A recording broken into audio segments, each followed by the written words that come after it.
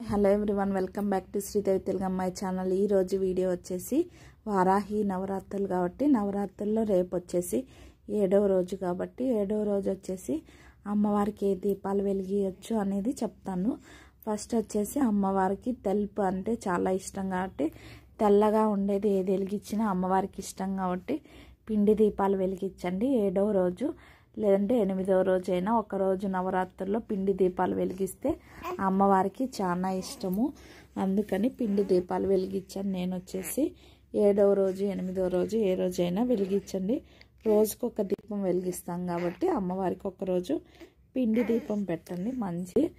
అలాగే వచ్చేసి ఇలా కంద దీపం వచ్చేసి ఎవ్రీడే వెలిగిస్తాము. ఇంకా నెక్స్ట్ వచ్చేసి మీకు ఆప్షన్ కామాక్షి దీపం వెలిగిస్తాము. ప్రసాదం వచ్చేసి అమ్మవారికి గెన్సిగడ్డలు, వేరుశనక్కాయలు ఏమైనా భూమిలో పండినవి అవి ఏమైనా పెట్టవచ్చు. అమ్మవారికి ఇష్టంగా మనం వండి అన్నం కానీ రైస్ కూడా పెట్టవచ్చు. నెయ్యి వేసి కూరలతో చేసి ఉల్లిపాయ కానీ చిన్నులపాయ వేయకుండా అమ్మవారికి ఏదైనా ఇష్టంగా చేసి ప్రసాదంగా పెట్టవచ్చు. దీపాలు వచ్చేసి మనం ఇష్టము 7, 9 అట్లా ఎన్నైనా ఒక బేసి సంఖ్యలో వెలిగిస్తే మంచిది. నెక్స్ట్ అమ్మవారికి సాంబ్రాణి ధూపం అంటే చాలా ఇష్టం. అది బొగ్గులో వేస్తే చాలా మంచిది. బొగ్గు కాల్చి మేము సాంబ్రాణి ఫ్రెష్గా వేస్తున్నాము. ఇలా సాంబ్రాణి వేస్తే అమ్మవారికి కూడా చాలా ఇష్టంగా ఉండిద్ది. ఇల్లంతా కూడా వేస్తే అమ్మవారికి బాగా ఇష్టంగా ఉంటుంది సాంబ్రాణి ధూపం. నెక్స్ట్ వచ్చేసి ఇంకా అమ్మవారికి ప్రసాదము ఏకహారతి అన్నీ ఇస్తాము. హారతి వచ్చేసి నేను పంచహారతి అట్లా నా దగ్గర ఉన్న వాటితో నేను హారతి అవన్నీ ఇస్తున్నాను.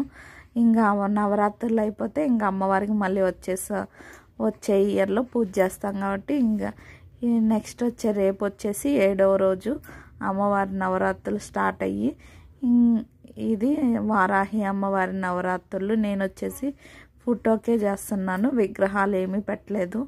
అమ్మవారి పూజ వచ్చేసి ఇలా సింపుల్గా చేసుకుంటున్నారు. సాంబ్రాణి ధూపం అన్నీ ఇంకా అమ్మవారికి అవి అందరికీ తెలిసినవే కాబట్టి ప్రసాదం వచ్చేసి పులిహార, పొంగలి, శనక్కాయలు భూమిలో పండినవి పెడితే అమ్మవారికి చాలా ఇష్టం. నేను వచ్చేసి ఇలా పీఠం పెట్టుకొని పూజ చేసుకుంటున్నాను. మీకు నచ్చితే కామెంట్ చేయండి.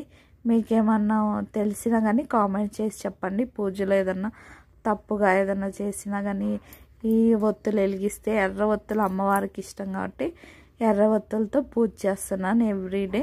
ఇంకేమన్నా మీకు తెలిసిన వారాహి అమ్మ గురించి కామెంట్ చేయండి. ఇలా నేను హారతి అది స్తోత్రాలు అష్టోత్రాలు చదువుకుంటాను. ఫోన్లో ఉంటాయి కదా అవి చూసుకొని గూగుల్లో అవి వారాహి అమ్మవారి అష్టోత్రం, వారాహి కవచము అలాంటివి చదువుకుంటాను. చదివి ఇంకా హారతి ఇచ్చి పూజ చేసుకోవటమే. ఇలా నేను సింపుల్గా పూజ చేసుకుంటాను. మీకు ఎలా అనిపించిందో కామెంట్ చేయండి. నచ్చితే లైక్, షేర్, సబ్స్క్రైబ్ సాధిస్తుంది. ఎందుకంటే వారాహి మాత ఎంత శక్తిమంతురాలో, ఎంత క్రోధితురాలో, ఎంతటి అసాధ్యానైన సుసాధ్యం చేసేటటువంటి బలవంతురాలో అంతటి కారుణ్యమూర్తి కూడా తొందరగా పరవశించిపోతుంది. అమ్మకు కావాల్సింది ఒకటే, నిరాడంబరత్వం, సాధుత్వం, ప్రేమ. అంటే ఏమి చేతగాని వాళ్ళు ఎలా జాలిగా ఉంటారు, చిన్న పిల్లలు ఎంత దయగా ఉంటారో అలా ఉండాలి.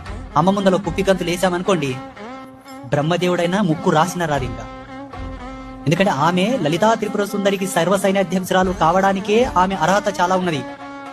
జగదంబికే అమ్మవారు పరదేవతకి ఆమె సైన్యాధ్యక్షురాలంటే ఆమెలో ఎంత గొప్పతనం ఉంటే ఉంటుంది చూడండి.